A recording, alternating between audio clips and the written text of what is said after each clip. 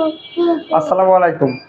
আজকে প্রথম সাফওয়ান এবং তার আম্মা আমাদের অফিসে আসছে।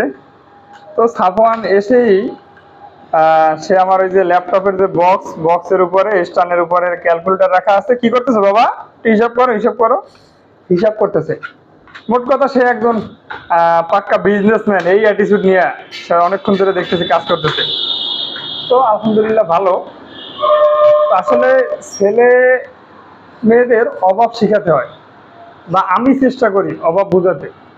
অ্যাজ ইউজুয়াল আমি সাধারণত শুরু করছি, হয়তো ইনশাল্লাহ ভালো কিছু হবে, বাট এটা আমার ছেলের জন্য না। অনেক সময় অনেক বাবা মারা যে আপনি বা আমি যা করতেছি আমার ছেলে মেয়ের জন্য না। আমি কখনোই এই ধরনের চিন্তা করে আমি পরিশ্রম করি না, হার্ডওয়ার্কিং করি না।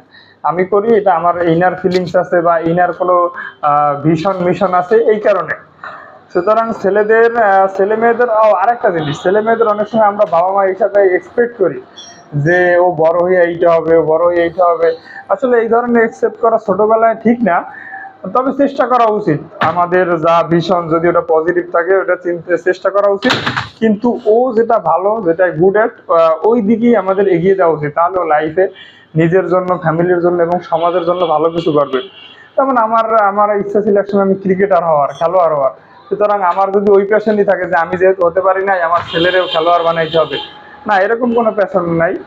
তবে ভালো মানুষ বানানোর ইচ্ছা আছে, চেষ্টা করব যাতে ভালো মানুষ হয়। আর আপনারাও সেম ভাবে যে ছেলে মেয়েদের অতিরিক্ত আদর, অতিরিক্ত সবকিছু দেওয়ার চেষ্টা করবেন না। ধন্যবাদ। আসসালামু আলাইকুম।